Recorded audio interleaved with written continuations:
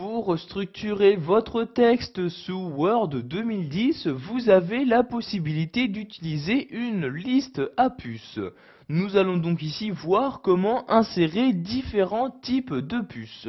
Donc voyez actuellement j'ai inséré ici une petite liste, une liste des courses.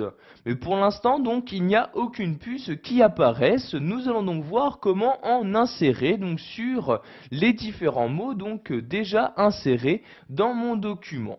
Donc tout d'abord, si je souhaite insérer une liste à puces sur ces mots-ci, je dois les sélectionner. Donc je les sélectionne tous ces mots de cette manière. Ensuite si je souhaite insérer une liste à puces, je vais me rendre dans l'onglet Accueil et cliquer sur l'un des deux boutons.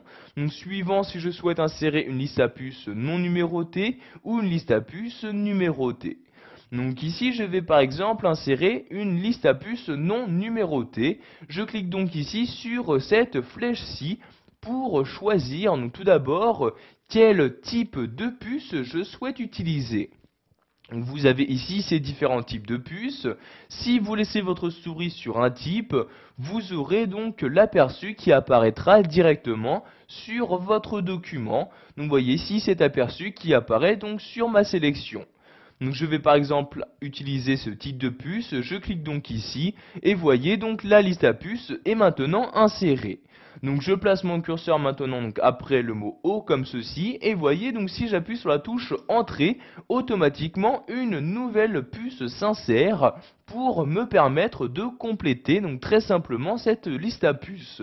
Donc ici je vais ajouter un élément, par exemple le 20, je rappuie sur la touche Entrée et de nouveau une nouvelle puce s'insère.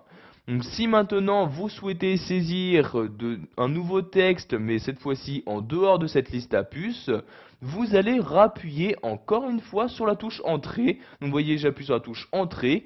Donc maintenant, mon curseur apparaît bien après la liste à puces, mais il est bien en dehors. En effet, il n'y a plus de puce qui va s'insérer en même temps que je vais saisir mon texte. Donc nous allons maintenant insérer une nouvelle liste à puces, donc je refais de nouveau un retour à la ligne, et nous allons par exemple insérer une liste à puces où nous allons dire ce que nous souhaitons faire, ce qu'il y a à faire. Donc je vais mettre ici à faire, 2 points, un retour à la ligne. Donc ici je vais pour commencer, insérer une puce, donc cette fois-ci numérotée. Donc je me rends en haut, je clique sur la flèche et je choisis le type de puce numérotée à insérer. Donc vous voyez soit des chiffres, soit des lettres majuscules ou minuscules. Donc par exemple ici, je vais utiliser ce type de liste à puces. Je clique donc ici pour insérer la première puce qui est bien le 1 comme ceci.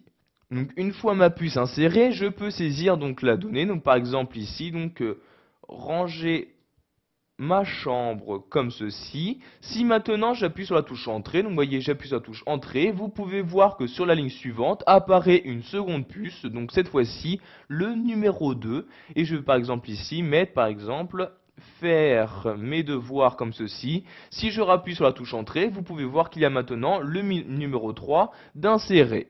Donc de nouveau, pour quitter cette liste à puces, je rappuie encore une fois sur la touche Entrée et voyez, je me trouve maintenant bien en dehors de cette liste à puces. Nous allons maintenant voir qu'il est possible de changer le type de puce que vous avez utilisé sur une liste à puces existante. Donc, par exemple celle-ci, je sélectionne la liste à puces dans son intégralité.